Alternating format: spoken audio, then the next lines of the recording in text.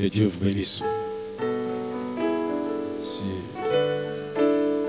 nous tenons à remercier notre Dieu et notre Père pour la faveur et la grâce qu'il nous accorde de nous retrouver encore ici ce soir. Pendant que vous êtes debout, nous pouvons prendre des références dans la Bible. Et dans Proverbes chapitre 18, verset 22, et Jean chapitre 16, verset 7 à 11.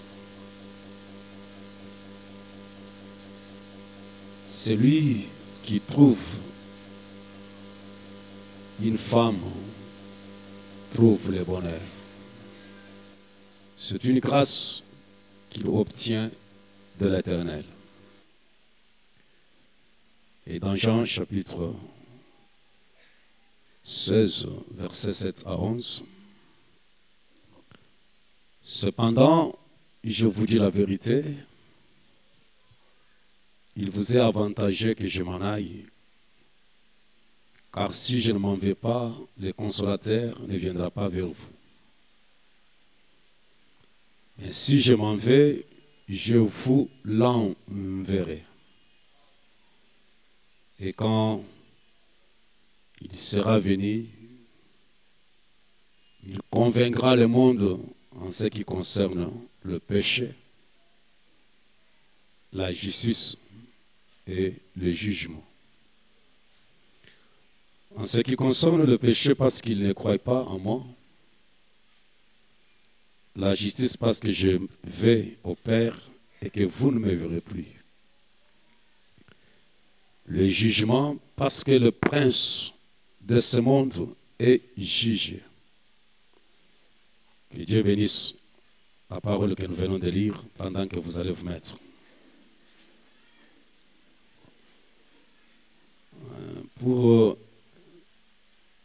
un petit partage de la parole cet après-midi, comme Israël se rassemblait pour ramasser la manne qui pouvait les aider, les fortifier pendant qu'ils étaient en voyage, j'aimerais prendre une pensée dans Proverbe que nous venons de lire, mais j'aimerais lire la version La Parole Vivante. Et si vous pouvez prêter attention à cela, ça peut nous aider pour un petit moment avant que nous puissions rentrer dans la prière. La version de La Parole Vivante déclare: celui qui trouve sa femme trouve le bonheur, c'est le Seigneur qui lui fait ses cadeaux. Et l'autre version déclare: celui qui trouve une femme. Mais ici, j'aimerais que vous puissiez voir celui qui trouve sa femme trouve le bonheur. Et c'est le Seigneur qui lui fait ses cadeaux. Et j'aimerais parler un tout petit peu ce soir sur les cadeaux d'amour offerts à Christ. Et dans Jean, où nous venons de lire, le Seigneur est en train de dire: il est avantageux que je m'en aille. Et si je ne m'en vais pas, le consolateur ne viendra pas vers vous, c'est-à-dire le Saint-Esprit. Mais si je m'en vais, je vous l'enverrai. C'est le pronom personnel. Il parle en tant que le Tout-Puissant. Et le consolateur, le Saint-Esprit, quand il viendra, celui qui convaincra le monde en ce qui concerne ces trois choses, le péché, la justice et le jugement. Et j'aimerais que vous puissiez voir, peu importe les efforts que les hommes peuvent faire, peu importe combien les rassemblements sont grands et des réunions ont une ampleur épatante,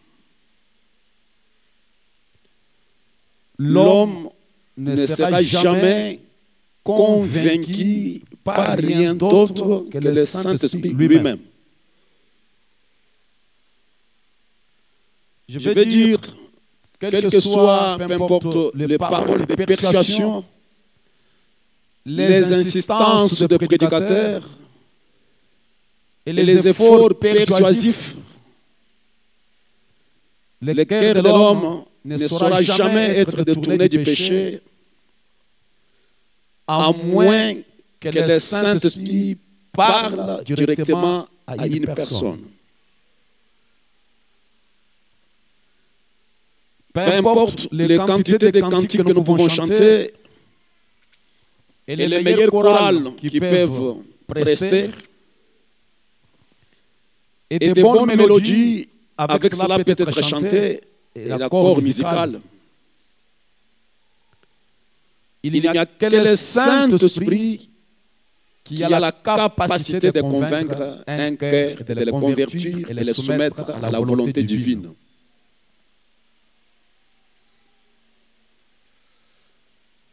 Peu importe le conseil de votre pasteur,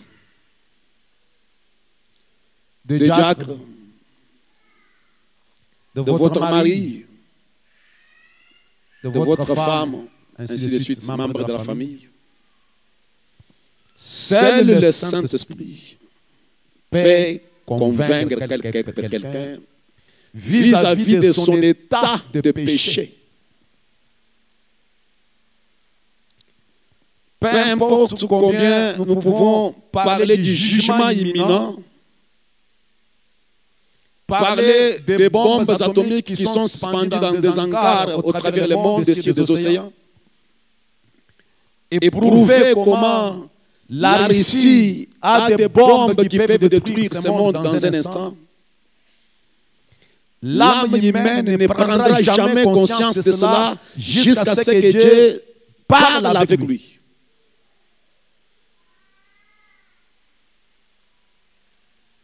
Et c'est pour cela, dans ce que nous venons de lire ici, le Seigneur parle en disant, il vous est avantageux que je m'en aille. Si je ne m'en vais pas, l'Esprit de vérité, le consolateur, que le Père a promis ne viendra pas. Et il doit venir pour convaincre le monde à ce qui concerne le péché. L'homme ne prendra pas conscience qu'il est dans le péché, à moins que Dieu traite avec son cœur. Et dans cet âge où il est dit que la Odyssée est nue et il ne le sait pas, personne, le frère Branham déclare que c'est une chose horrible quand une personne est nue, mais elle n'est pas consciente de son état de nudité.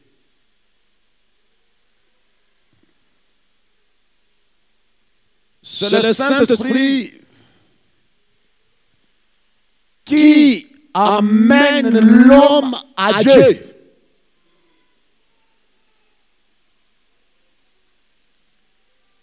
Béni soit le Seigneur. C'est l'Esprit de Dieu qui vous conduit à Christ. Et cela par le canal d'une conviction qui ne vient pas des paroles persuasives, qui ne vient pas des insistances de prédicateurs, mais quelque chose au-delà de ce que vous entendez. Le Saint-Esprit prend ces paroles, il le vivifie dans votre cœur et vous voyez, vous entendez un son particulier. Et vous découvrez ce que vous êtes. Et avant ça, en dehors de ça, on ne peut jamais parvenir à Christ.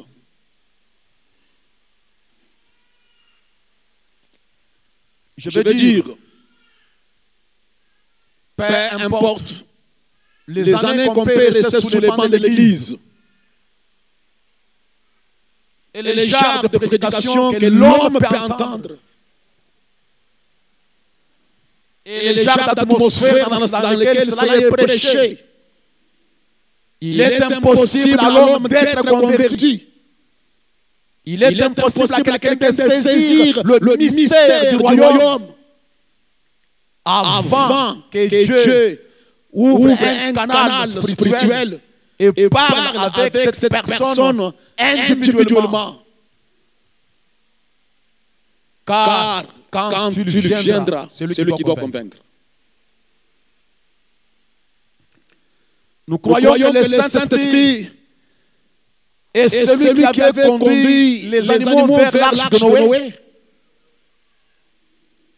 Il n'y avait pas d'autre moyen si ce n'est la voix de Dieu qui avait retenti dans ces animaux prédestinés pour entrer dans l'arche.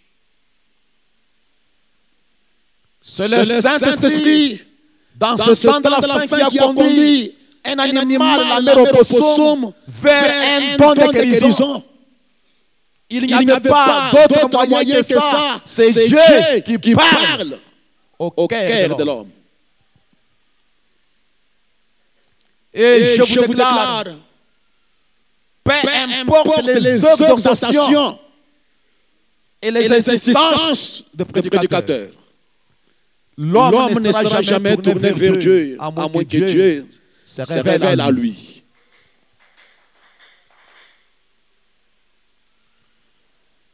Je vais vous dire, seul le Saint-Esprit qui a conduit une femme pratiquement avec âne dans le temple vers l'enfant Jésus.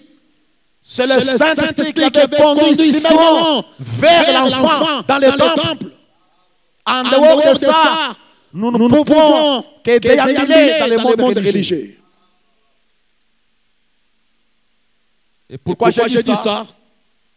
Le dimanche, Frère Branham nous a dit, en nous montrant comment la femme de Sarepta, ou plutôt la femme, la reine du Midi, comment elle a quitté les extrémités de la terre pour aller dans l'autre extrémité de la terre, atteindre les dons que Dieu avait envoyés. Et Frère Branham déclare, ayant entendu ces paroles passagères, quelque chose commença à se former dans son cœur. Dieu commença à traiter avec son cœur. Et c'est Dieu qui a suscité une sainte soif dans le cœur de cette femme, la reine, afin de quitter son royaume, quitter le prix, les extrémités de la terre, afin de pouvoir arriver là où les dons de Dieu étaient manifestés. Peu importe les dangers, peu importe le chemin difficile, peu importe comment c'était difficile de parvenir avec tous les dangers, les brigands sur le chemin. Mais, Branham déclare, quand Dieu traite avec les cœurs de l'homme, il n'y a aucun moyen de pouvoir arrêter cela. Béni soit le nom du Seigneur. Et dans Jean chapitre 6, verset 44, nul ne peut venir à moi si le Père qui m'a envoyé ne l'attire. Et Frère Branham nous a dit, c'est une chose difficile de venir à Dieu. Ce n'est pas une chose mince comme on vous le présente. Mais venir à l'église, c'est une chose facile. Ça, c'est du diable. Et nous sommes ici, non pas pour venir à l'église, mais pour venir à Dieu. Et parvenir à Dieu, ce n'est pas une chose mince. Et vous devez réellement être déterminé. Le Saint-Esprit doit d'abord traiter avec vous avant de pouvoir venir à Christ. Sinon, vous allez rester dans ces lieux, salle d'attente des églises. Et vous ne parviendrez jamais à lui. Et ce soir, il faut que Dieu nous parle. Nous pouvons parler de l'urgence du message. Nous pouvons parler comment les événements sont en train de s'accomplir. Les événements prophétiques sont rendus manifestes. Les roues prophétiques sont en marche. Et les événements modernes sont rendus par la prophétie. Peu importe combien, avec l'ampleur avec laquelle nous pouvons prêcher cela, à moins que Dieu vous chuchote la parole dans votre cœur et vous prendrez compte du temps et de l'ère dans laquelle nous vivons.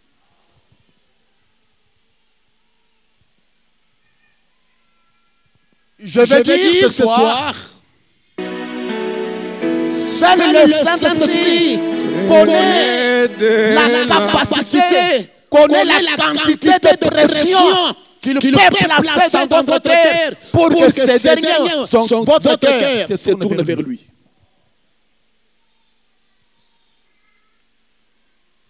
Et nous avons remarqué, nous allons remarquer et voir ce soir.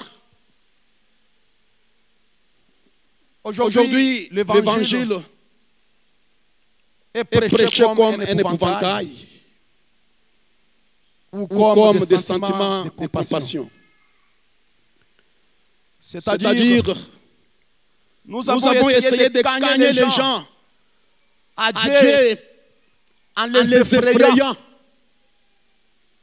en parlant des bombes atomiques, en parlant de l'enfer qui brille.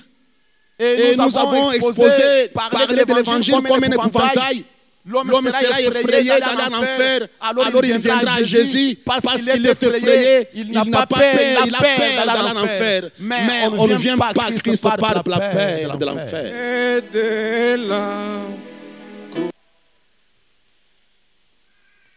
Les autres ont essayé d'apporter l'évangile pour que vous puissiez voir la passion de Jésus. Comment Jésus a souffert à la croix, comment on le fouettait, alors il regarde l'image, comment on est en train de fouetter le Seigneur, et le prédicateur même prouve des émotions, il pleure lui-même, à tel moment, on peut afficher même vraiment les gestes de Jésus, et les gens voient comment Jésus à la croix, comment les sangs tombaient, comment il s'est écroulé, tombé. Alors par la compassion, ils croient en Jésus. Ils peuvent avoir pitié de Jésus. Et il dit, comme il a souffert comme ça, je l'accepte. Non, on ne vient pas à Jésus. L'évangile n'est pas prêché comme les sentiments de compassion. Et les deux moyens sont condamnés par la parole. Que ce soit pour effrayer les gens, que ça soit pour susciter des sentiments de compassion dans les gens, ce n'est pas ça. Le canal, le moyen prévu par Dieu, par lequel l'homme doit croire en Christ Jésus. Béni soit le nom du Seigneur. Et c'est pourquoi, quand ils croient Jésus de cette manière, ils n'iront nulle part dans le programme de Dieu. Il n'y aura aucun progrès spirituel. Réveille-moi cette dame-là. Réveille-moi. Regarde-moi un peu là. Ce que je vous dis ici, c'est pour vous aider, ma soeur.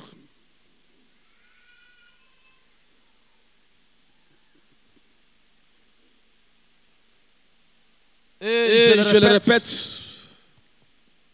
venir à l'église, c'est une chose facile. Mais venir à Dieu, Branham nous a dit, nous devons payer le prix.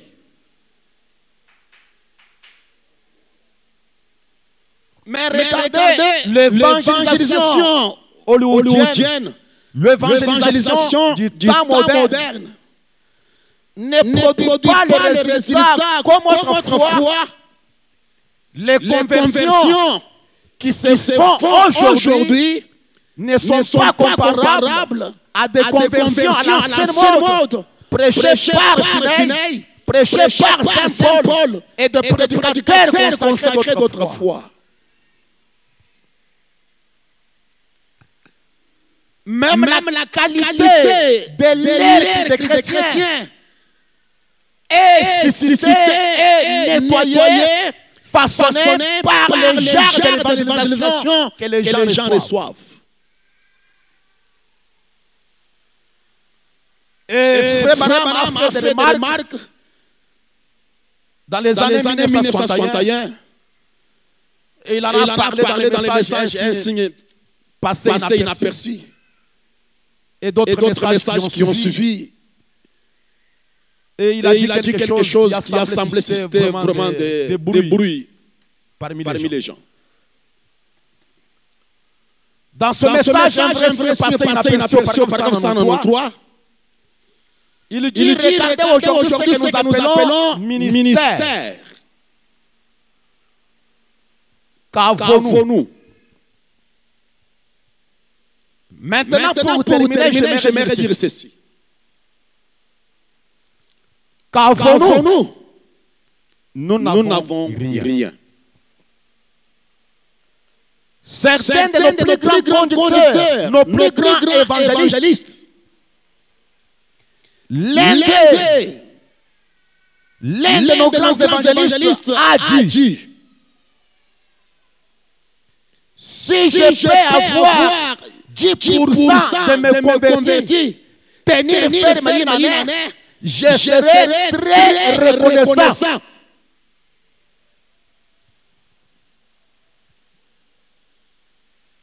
Alors qu'en remontant pas plus loin qu'à Finney,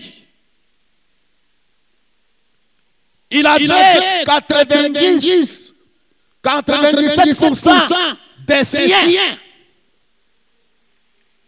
Paul avait plus de 100, des centaines. Quelqu'un était sauvé dans les ministères de Paul.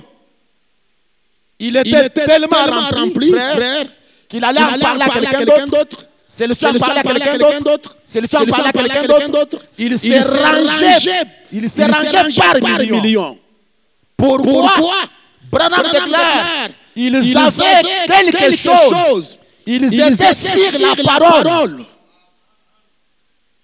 Le constat que j'aimerais que vous puissiez voir, que Frère Branham a fait en 1961, et que des prédicateurs éminents, des grands évangélistes sur les champs de bataille et évangéliques, comme Billy Graham, Oral Roberts, ainsi de suite, il se retrouve que quelqu'un arrive dans la ville, il fait l'évangélisation et on gagne 5000 âmes. Et une année ou 30 jours après, parmi 5000 âmes de gagnants, on ne pouvait trouver même pas 500 personnes.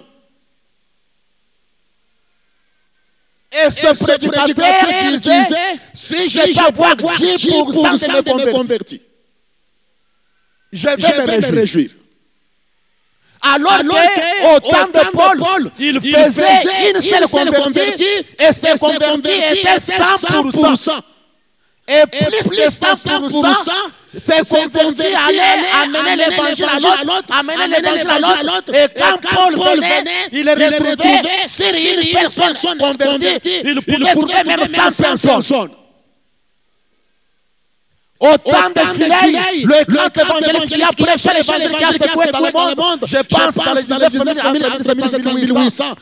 Et quand Finney a prêché l'évangile, l'histoire nous relate que les convertis de Finney, il pouvait gagner en 90%. C'est-à-dire, s'il avait prêché, gagner 500 personnes, il pouvait rester avec des chrétiens même presque 450.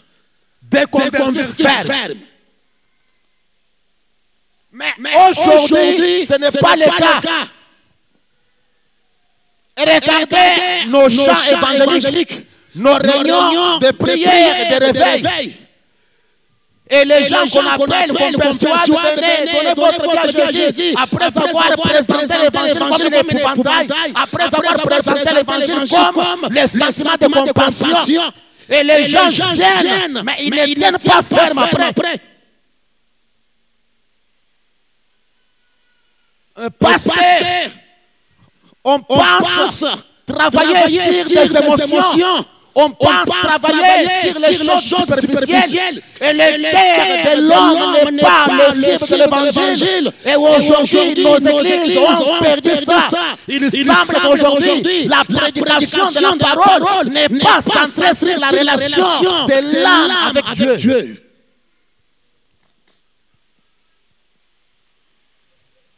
Et c'est pour cela que nous avons perdu la bataille. Le constat étant amer. Branham lui-même ne s'est pas exclu, écarté.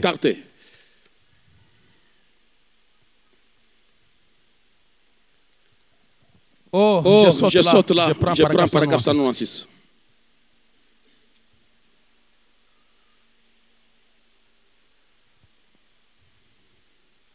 J'ai toujours été contre un appel à l'autel.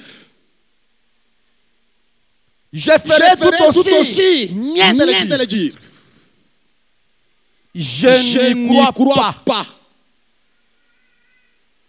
Cela n'existe pas dans la Bible. Suivez-moi attentivement. Le prédicateur prêche la parole. Il a pris 60 minutes, 45 minutes. Il commence à appeler les gens. Inclinez la tête comme nous avons toujours fait là. Venez à Christ. Levez la main.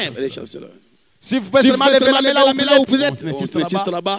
Après ça, on dit lève-toi. Nous allons prier pour toi. On doit d'abord lui exhorter pour lever la main. Et on doit lui exhorter, on doit offrir une prière spéciale pour lui. Et quand il comprend qu'il y a une prière spéciale pour lui, venez, avancez sur l'autel. On fait l'autel là, on peut prendre même 30 minutes l'appel à l'autel. Et pas de parole de persuasion, insistance. Aujourd'hui, ça peut être votre dernier jour. Vous ne savez pas, vous pouvez sortir ici et connaître l'accident et mourir. Et l'homme appelle que je peux mourir si je meurs. Après avoir entendu, je vais en enfer. Il vient. Et on peut présenter l'évangile de cette manière-là. Nous avons combien de personnes? On a gagné 100 personnes dans l'évangélisation. Mais après un mois, vous ne les verrez plus. Les diacres sont là. Vous ne les verrez plus. Pourquoi? C'est une façon d'amener l'évangile que Branham dit, je ne crois pas aux appels à l'autel.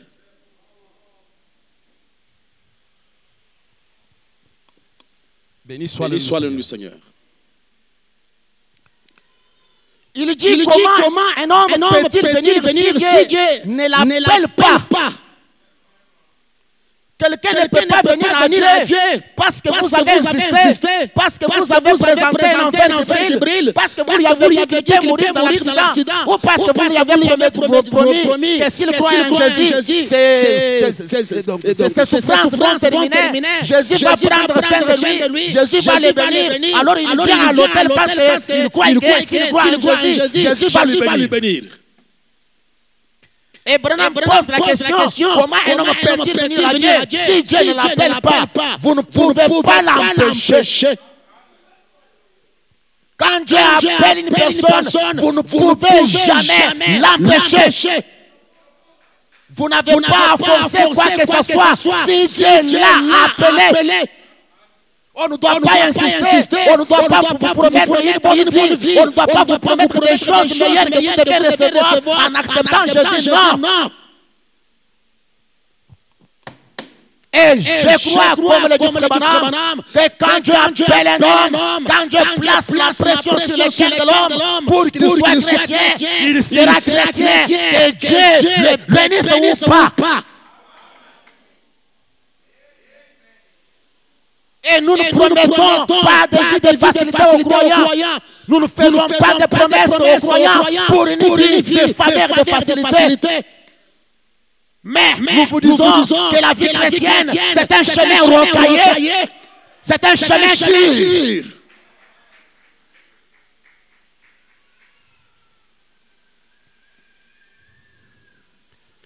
Frère Banamji, l'appel à l'autel, c'est une conception méthodiste, c'est vrai. On s'empare d'eux et on dit, John, tu sais, ta mère est morte il y a longtemps. Frère, Branham déclare, ce n'est pas ça une conversion. Si tu crois, John, tu vas voir ta mère qui est partie dans l'au-delà. Tu vas rencontrer ta maman. Oh, John, ta maman était chrétienne. Croyant. Et John doit venir parce qu'il aime sa maman. Et s'il accepte Jésus, il ira voir sa maman. Ce n'est pas ça la conversion. Ça, c'est présenter l'évangile sous forme de sentiments et de passion. Écoutez ce que Frère Branham a constaté sur le champ de bataille. Il y a quelques soirées à Louisville, dans une certaine ville de l'Amérique. On avait exposé là à l'estrade d'une usine d'armement. Une femme qui avait été amenée dans un cercueil. Des centaines de gens ont dit et ont accouru à l'hôtel. Voyez cette femme-là. On l'avait amenée sur le cercueil. Mon frère, ma soeur, un de ces 4 matins, tu seras aussi dans un cercueil comme ceci. Qu'est-ce qu'on va faire à ce moment-là? Et comme il y avait une femme sur le cercueil là-bas, chacun de nous doit entrer dans ce cercueil, doit mourir. Un de ces 4 matins, tu vas laisser ton argent, tu vas laisser tes enfants, tu seras aussi dans un cercueil comme celui-ci. Et les gens vont commencer à venir.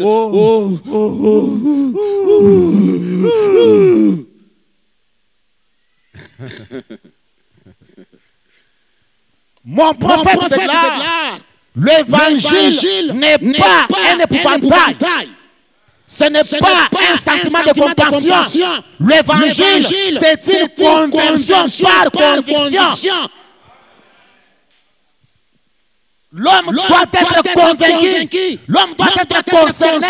Il doit y avoir une conviction du cœur pour que ce dernier puisse venir à Dieu et être converti.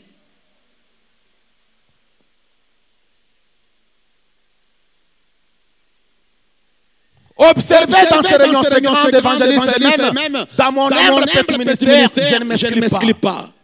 Parfois, j'ai honte de sortir. C'est vrai. Que faisons-nous? Nous nous tenons debout, nous faisons des appels à l'autel, nous persuadons les gens. Des petites filles s'avancent là, tout en marchant de chewing-gum, et ils disent, oh, voyez, je vais. Frère Branham imite. Il dit, ces femmes s'avancent là, cheveux coupés, visage maquillé, des pentecôtistes, elles font des pas, et viennent, et ils disent avoir par la langue. Elles ne laissent jamais pousser leurs cheveux, elles continuent à faire la même chose. Autrefois, Branham pose la question, allez-vous me dire que c'est ça la conversion? Ça, c'est se moquer de Dieu. Parce qu'ils viennent à l'hôtel. Après avoir persuadé les gens, après avoir incité, comme je viens de le dire là, et ils viennent là, nous acceptons Jésus. Ils viennent là en train de mâcher le chewing-gum. Ils viennent là en train de regarder par-ci par-là, sans même honte, ainsi de dire. Et après on dit ils ont été convertis. Mais après ça, ils continuent avec le même genre d'habillement, le même genre de comportement, le même genre de décision, le même genre de mode de vie. Et vous appelez ça une conversion? Oui, je le répète, ça c'est se moquer de Dieu. Oh, mes amis. Branham dit, l'air vous la cognez va être mise à la racine de l'arbre et tout arbre qui ne porte pas du fruit sera coupé.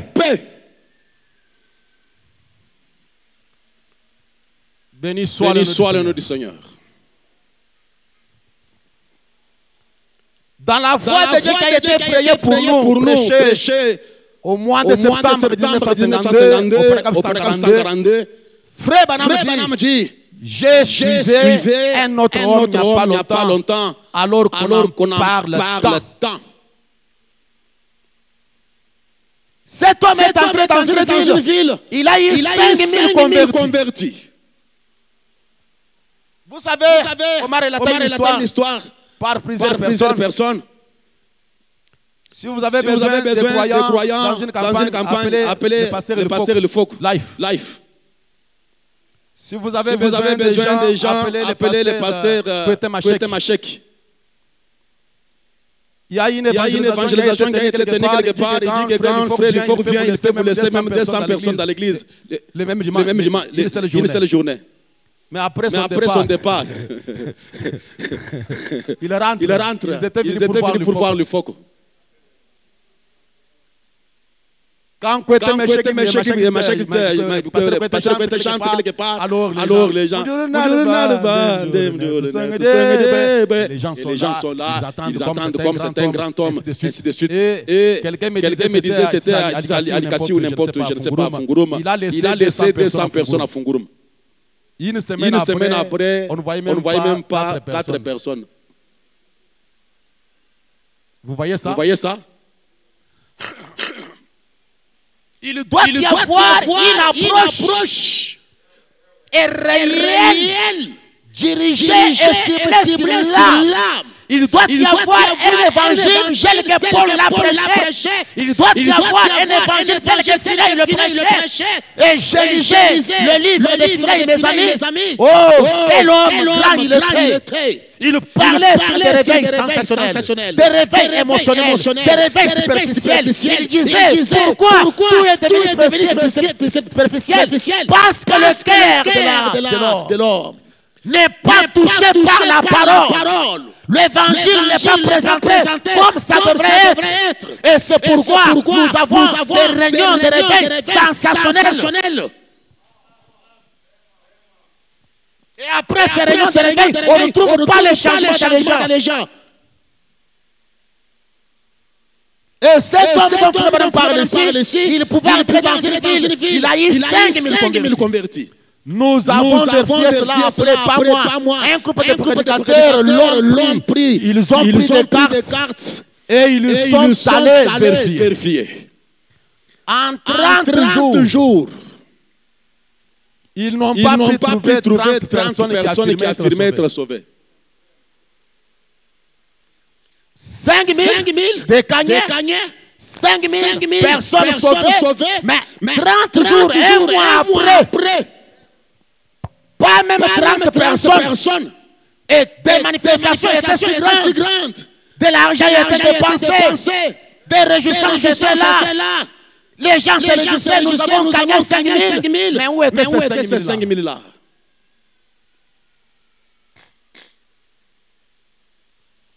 Frère Branham dit.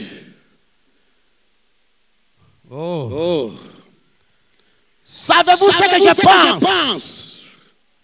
Je pense qu'il s'agit de la conviction plutôt que de la conversion.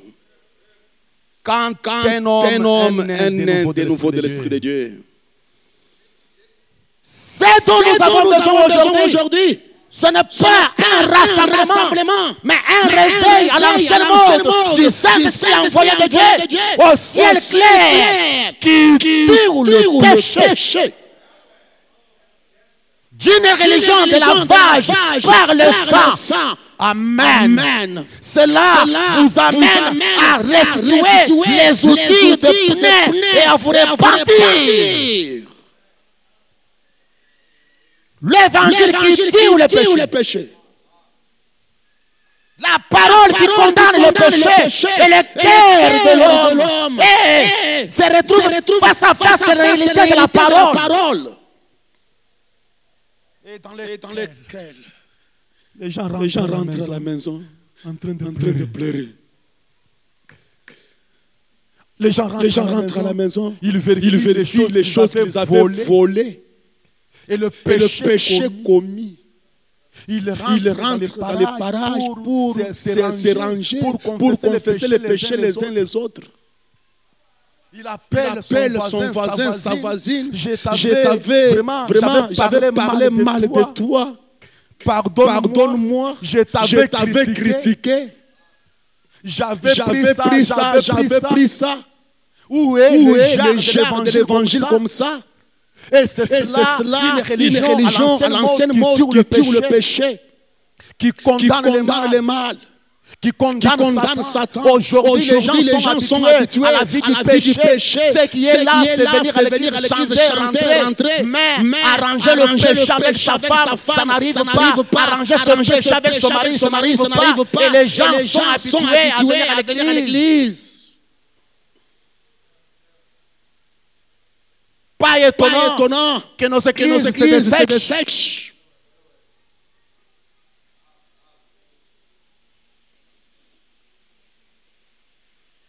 Moi, j'ai déjà expérimenté que quand l'évangile était apporté avec la sincérité du cœur, quand la parole était présentée comme il fallait, l'homme sortait de l'église se disant, est-ce que je rentre encore vendredi avec les mêmes péchés? Non, je ne supporterai pas. Je vais arranger. Comme aujourd'hui, c'est le mercredi là. Vous voyez vos péchés. Dieu vous révèle vos péchés parce qu'il n'y a que le Saint-Esprit qui peut vous révéler vos péchés. Le diable vous montre les autres et les erreurs des autres. Mais le Saint-Esprit vous révèle vos erreurs. Et vous vous dites, avec ça, je ne serai pas encore rentré dans le même état. À moins que je range la chose, à moins que je confesse, que je range avec les voisins. À moins que j'aille restituer les choses que j'ai volées.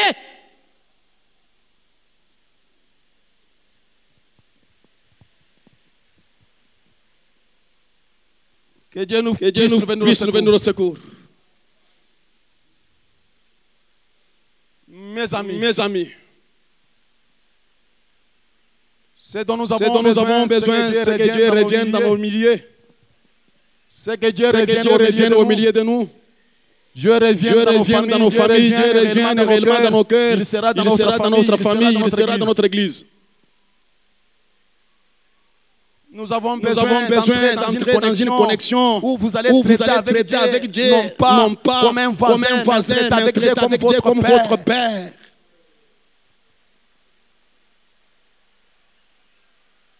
Nous avons besoin d'avoir une relation intime avec Dieu, parler à quelque chose qui peut vous parler aussi. Parce qu'il est question d'une communion divine, il n'est pas seulement question d'être membre de l'église, mais je dois entrer dans une communion avec Dieu, comme mon Père. Comme une personne, pas une personne fictive. L'année de jubilé 65, paragraphe 65. Il dit c'est dont l'Amérique a besoin. Il n'a pas besoin de Billy Graham, ni de Laura Roberts. C'est dont il a besoin ce soir. C'est le Saint-Esprit se mouvant parmi les gens, proclamant la liberté. C'est vrai. L'Amérique n'a pas besoin d'une nouvelle organisation. Elle n'a pas besoin d'un nouveau système. L'unique chose dont elle a besoin, c'est le Saint-Esprit venant dans la puissance des convictions. Vous pourriez prêcher l'évangile au point d'emprisonner. Vous pourriez faire des signes et des prodiges au point d'emprisonner. Il faut que Dieu vienne parmi les gens et entre en action.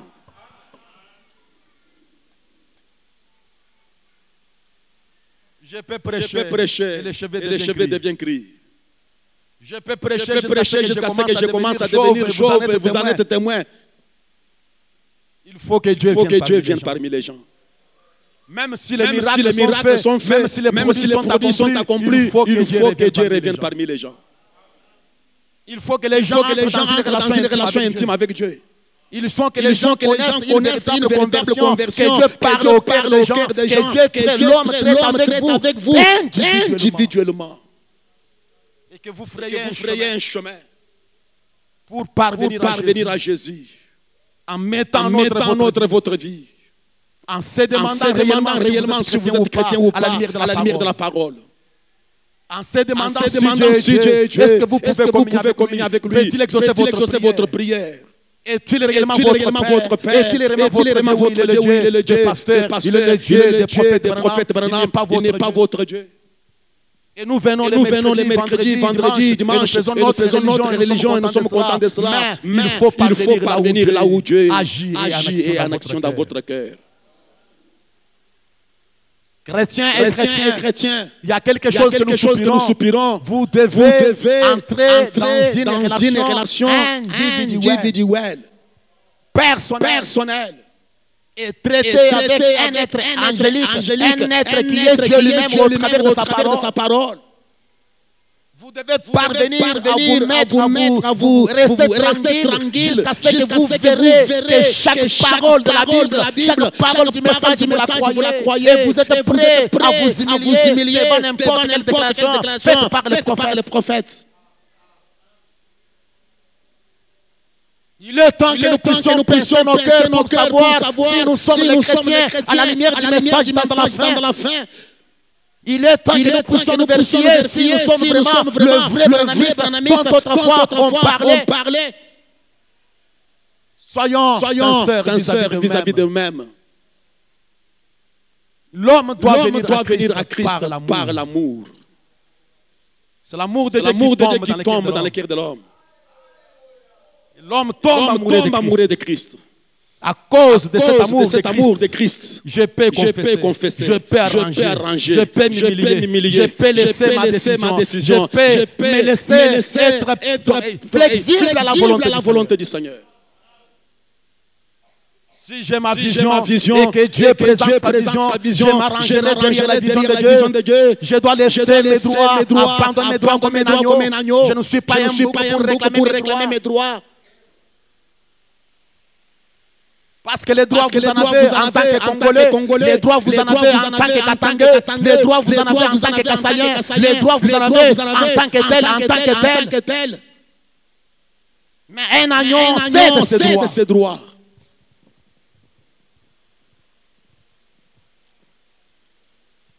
Béni soit le nom du Seigneur.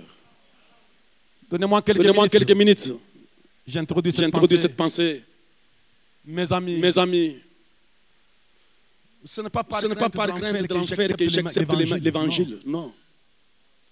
Si je fais ça, j'irai en enfer. Mais ce n'est pas même par le Père de l'enfer que je dois arrêter de mentir, arrêter la prostitution, arrêter l'adultère, arrêter les vols. Ce n'est pas parce que j'ai peur que si je fais ça, j'irai en enfer. Ce n'est pas ça.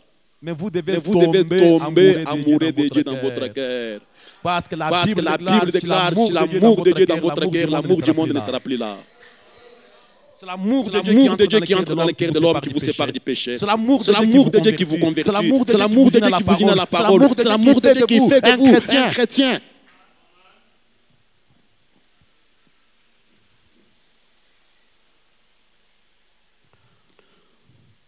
Jean chapitre 6, verset 37. Tous ceux que le Père me donne viendront à moi. Et je ne mettrai pas de haut celui qui vient à moi.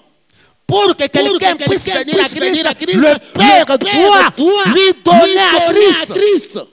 Dieu doit faire un don à Christ. Et ces dons-là, ce sont des précieuses âmes données avant la fondation du monde. Alléluia.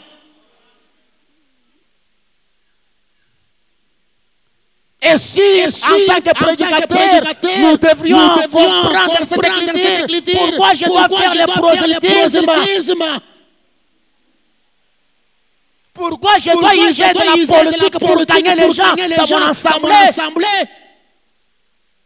Jésus savait que tout ce que le Père me donne viendront à moi. Mais parce qu'on ne connaît ni le Père, on n'a même pas confiance dans le Père. C'est pourquoi on fait la politique, on fait le prosélytisme, on tire les gens d'une église à une autre. Verset 43-44. Je leur répondis, ne m'émirez pas entre vous. Nul ne peut venir à moi. Si le Père qui m'a envoyé ne l'attire. Et nous devons être rassurés de cela. Et prédicateurs, écoutez-moi. L'Église, l'épouse. C'est un cadeau d'amour que Dieu doit offrir à Christ. À la place de la souffrance qu'il a endurée. La décision qu'il a acceptée de quitter la gloire et pour venir sur la terre porter la chair des hommes, étant devenu un homme et plus qu'un homme, il est devenu comme un laquais. Il a lavé le pied de ses créatures, lui le créateur divin. Il a quitté les trônes de gloire, l'adoration des anges. Il a porté le corps de notre humiliation, le corps de cinq sens. Et Jésus a souffert dans son corps. Il a été tenté comme un homme. Il a accepté de porter la victoire. Il a souffert à la croix. Et il a accepté de mourir la mort la plus honteuse. Lui qui était saint et sans péché, il est devenu le péché. À cause de cela, quand Dieu l'a regardé, il a vu l'humiliation de l'agneau. Car l'épouse, c'est l'épouse de l'agneau. C'est l'agneau qui a donné son sang. C'est l'agneau qui a souffert à la croix. C'est l'agneau qui est mort pour vous. Et Dieu, en récompense de l'agneau, il doit donner une épouse appelée l'Église du Seigneur. C'est un don que Dieu lui donne. Tout ce que le Père me donne viendra à moi. Celui qui trouve une femme trouve le bonheur. Mais la version, la parole de Dieu, celui qui trouve sa femme. J'aime ça. Parce que vous pouvez trouver une femme, mais pas votre. J'ai dit que vous pouvez trouver une femme, mais pas la vôtre. On en parlera. Serge. Vous qui êtes dans les fiançailles, fréquentation, vos cœurs bas.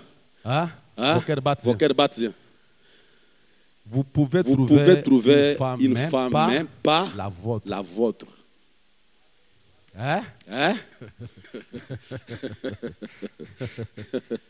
Et celui qui trouve sa femme trouve le bonheur. C'est un cadeau que Dieu lui donne.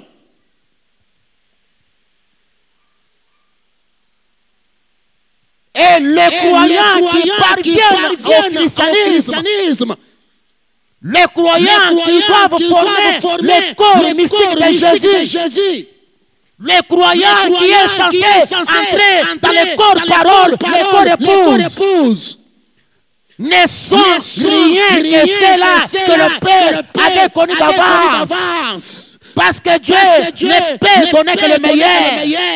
Et il peut donner à son fils une épouse, une église, c'est le meilleur. L'imitation du christianisme prêchée le 20 janvier 1957. Paragraphe 22. Et je termine par là, nous allons dans la prière.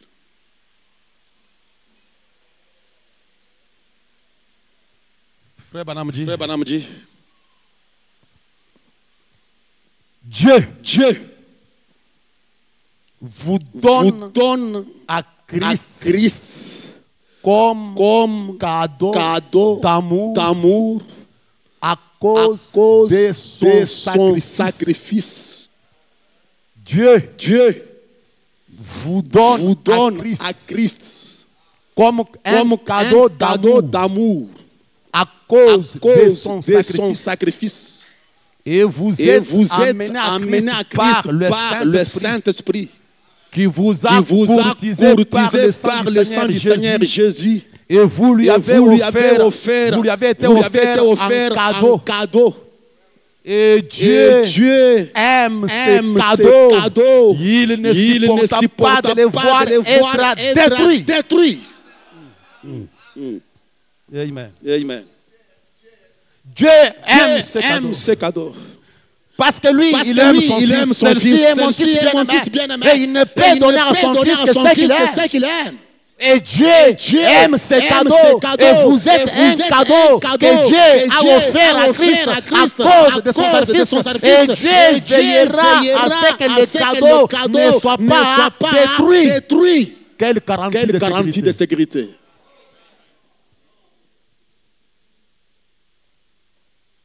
Ne crains rien, je t'aime. Je suis avec toi. Vous êtes un cadeau.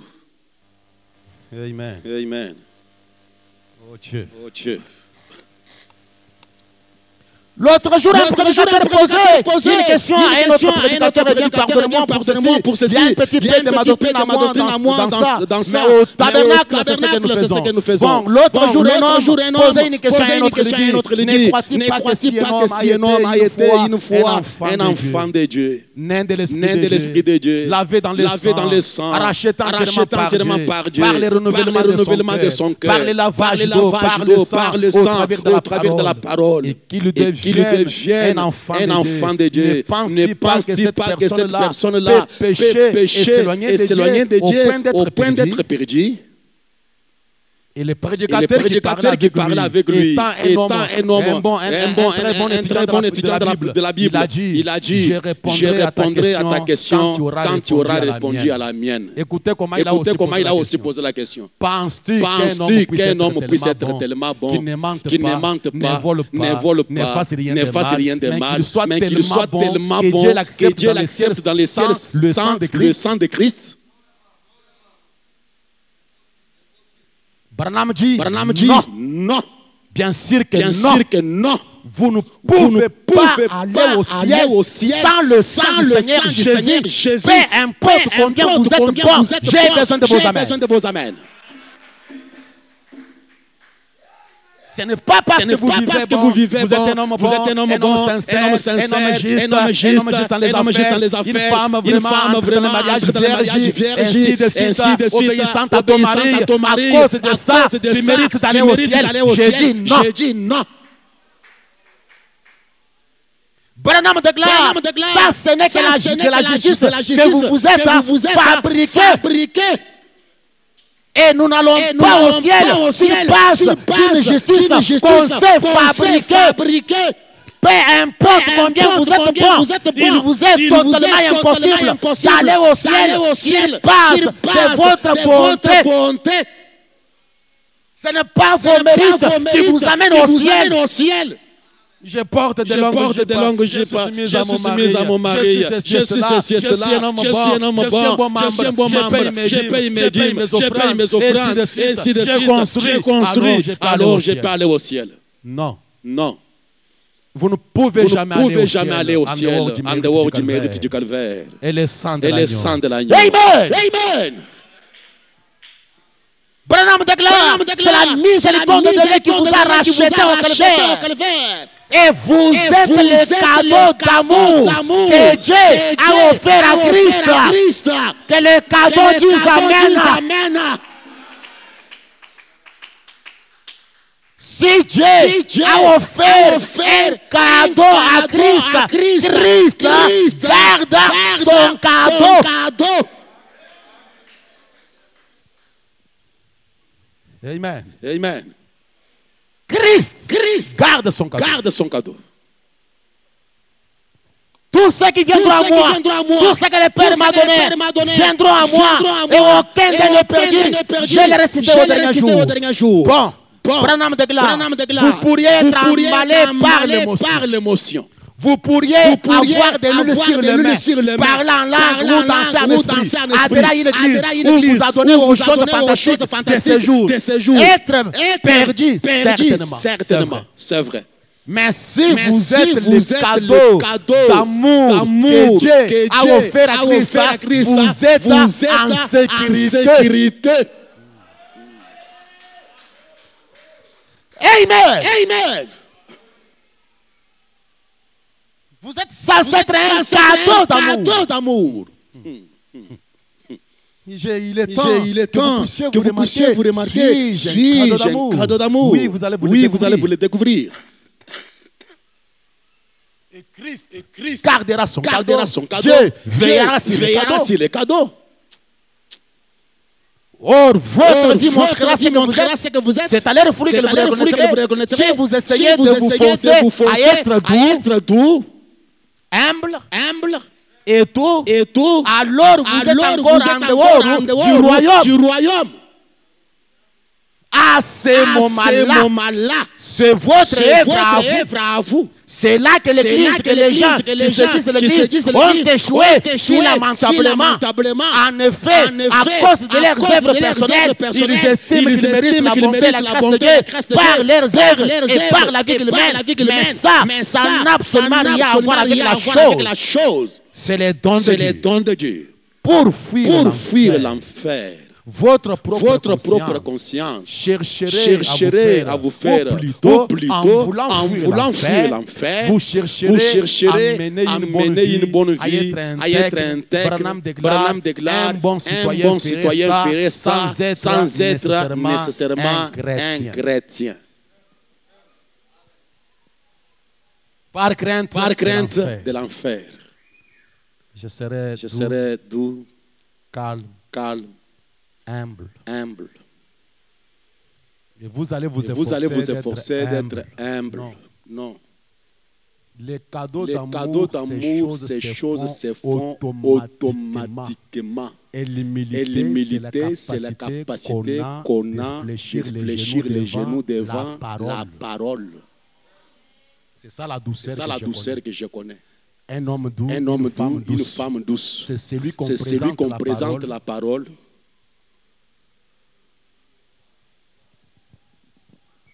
Et vous ne le faites pas par crainte de l'enfer. Vous avez donné votre amour. Et quand vous êtes là, vous parviendrez à dire, comme Paul, je sais que ni le temps présent, ni le futur, ni l'épée, ni le combat, ni la mort, ni quoi que ce soit, rien ne peut nous séparer de l'amour de Christ qui est en nous. Rien ne peut vous fatiguer d'être chrétien. Rien ne peut vous empêcher d'avancer avec le message. Vous êtes un cadeau d'amour, une épouse à qui Dieu a donné à Christ. Amen. Dieu gardera son cadeau. Christ gardera son cadeau. Et Dieu veillera que son cadeau ne soit pas détruit. Et je vous déclare, Dieu est vraiment jaloux avec les cadeaux qu'il a donné à son Fils. Et cela nous donne le sentiment de sécurité. Cela nous donne l'assurance de marcher avec la tête haute. Parce que Dieu veillera sur nous. Si vous êtes un cadeau d'amour que Dieu a donné à Christ, et vous êtes lié à Christ, non pas par crainte de l'enfer, vous suivez le message de Branham, vous croyez en Jésus, non parce que vous voulez fuir l'enfer, le châtiment de la géhenne, non. Mais l'amour de Dieu est entré dans votre cœur. À cause de cet amour, vous vous abandonnez à Dieu, vous vous pliez à Christ et vous lui donnez toute votre vie par amour. L'amour de Dieu est de loin plus grand que l'engouffler ne peuvent le dire. Il va plus loin. La plus haute étoile, il atteint les bas enfers, les coupables, sous son fardeau, Dieu donna son Fils. Il réconcilia son Fils errant, lui pardonnant son péché. Oh l'amour de combien riche, il est sans mesure et fort. Il en dirait sans cesse. Yes.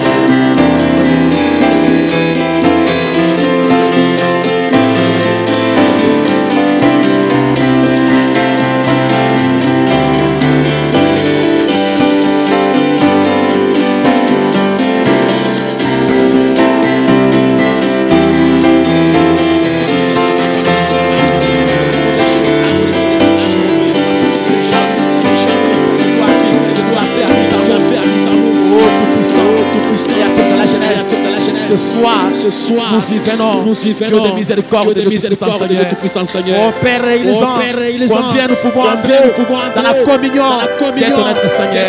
Combien nous sommes appelés à entrer dans une auditoire fraternité avec ta parole. Oh Dieu, nous plier devant la parole de ta volonté du Seigneur, car nous découvrons que le véritable christianisme, Seigneur, c'est quand nous tombons amoureux de Christ, amoureux de sa parole, amoureux de sa volonté.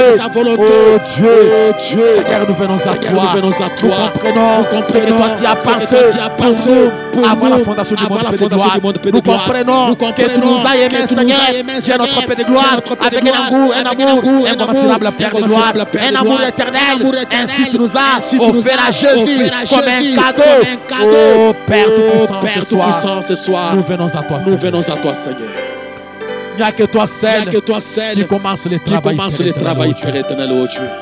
Nous comprenons, Dieu de miséricorde, Père éternel, que quand Adam tomba dans le péché, Seigneur notre Père de gloire, il fut séparé avec toi, oh Dieu. Il fut réellement, Seigneur, dans les ténèbres, oh Roi Seigneur Jésus. Adam était resté là, calme dans son ténèbre, Seigneur. Oh gloire, c'est toi qui as quitté la trône. C'est toi qui es descendu, en train de crier, Adam, où es-tu? Oh Père éternel, et ton message nous a dit, personne n'a jamais cherché Dieu. C'est Dieu qui nous a toujours cherché, Seigneur. Ce soir, nous comprenons, oh gloire, il est inutile pour nous, Seigneur, de fabriquer ces gens qui s'aiment, fabriquer notre sainteté, fabriquer notre droiture. Merci, nous pouvons nous abandonner sur notre Père, oh Dieu, et que la parole, l'amour divin, le Saint-Esprit, traite avec nos cœurs, mon Jésus, mon roi. Là où nous pouvons devenir, c'est que l'évangile est censé être, Seigneur, devenu, oh Dieu, c'est que l'évangile réclame que nous soyons, mon Dieu, mon roi. Nous nous abandonnons ce soir entre tes saintes mains, Père. Nous comprenons que tu nous as aimés comme tu as aimé Christ, Seigneur. Oh Dieu, notre Père, notre roi. Je me souviens, Seigneur, notre gloire, dans les jardins d'Éden, Seigneur Jésus, qui t'es soucié d'Adam, et tu as dit, il n'est pas bon que l'homme soit seul, je lui ferai une aide semblable à lui. Oh Dieu, tu as tiré un morceau de lui, et tu lui as formé une épouse, oh Dieu. Et nous comprenons que l'Église du Seigneur, que nous sommes Père. Nous sommes les morceaux détachés de Christ, oh Dieu. Quand la lance romaine avait percé ses côtes, Seigneur, l'eau et le sang étaient sortis. C'est là que nous avons été formés, Père. Dieu bien-aimé de tout-puissant. Ce soir, nous y venons à toi. Voyant le monde de péché, le monde pollué, le monde corrompu, combien de gens meurent dans le péché, dans l'incrédulité, dans l'aveuglement de cet âge mauvais, Seigneur. Mais à nous, tu nous envoies la lumière du soir. Et ce message est proclamé pour de gloire, nous révéler, Seigneur, les pensées de Dieu avant la fondation du monde, Seigneur. Le programme de Dieu, le plan de la rédemption. Mon Jésus, mon roi. Nous y venons ce soir. Laisse-nous placer sur ton autel, Père de gloire, et que cet amour que nous venons de chanter puisse entrer majestement dans notre cœur. Que l'amour nous influence, que l'amour nous conduise, que l'amour nous lie à la parole, que l'amour, oh Dieu, nous accorde sa grâce, Père. Bienveillant Jésus. Prends ces paroles, Père, enfonce-les dans les cœurs fertiles, Père, et que cela puisse produire au gloire au centuple, Père. Nous nous abandonnons pour à toi, Seigneur, et à toi c'est le haut du gloire. Pour cet amour que tu nous as témoigné, nous venons à toi et nous nous offrons sur ton autel, Père. Nous voulons vivre pour toi, nous voulons parler pour toi, nous voulons au gloire, Seigneur, magnifier ta part de notre vie, Seigneur, et nous humilier devant ta parole quand il nous condamne, Père. Dieu de la Bible, nous accorde, Seigneur Jésus. S'il y a une âme répandante quelque part que tu as touché ce soir, s'il y a quelques péchés que tu as condamnés dans les cœurs quelque part, car je crois que la voix du Saint-Esprit parle au-delà des paroles humaines, Seigneur. Pardonne, ô gloire, les cœurs coupables, Seigneur Jésus. Sois miséricordieux envers toute personne qui vient à toi, ô Dieu, comme tu as dit, Seigneur, que tu ne mettras pas dehors tout celui qui viendra à moi. Et reçois réellement ces âmes, Seigneur, dans ta présence. Reçois le cœur et reçois l'âme qui regrette de ces torts, de ces manquements, ramène-les à la vérité, ramène-les au principe généraux de l'évangile, Père. C'est ma prière, Père. Reçois-nous ce soir comme les cadeaux d'amour que tu as donné à Christ, Père. Et nous nous soumettons à toi pour la gloire de ton nom et l'avancement du royaume de Dieu. Dans le nom merveilleux du Seigneur Sauveur Jésus-Christ, nous avons ainsi prié et nous disons Amen.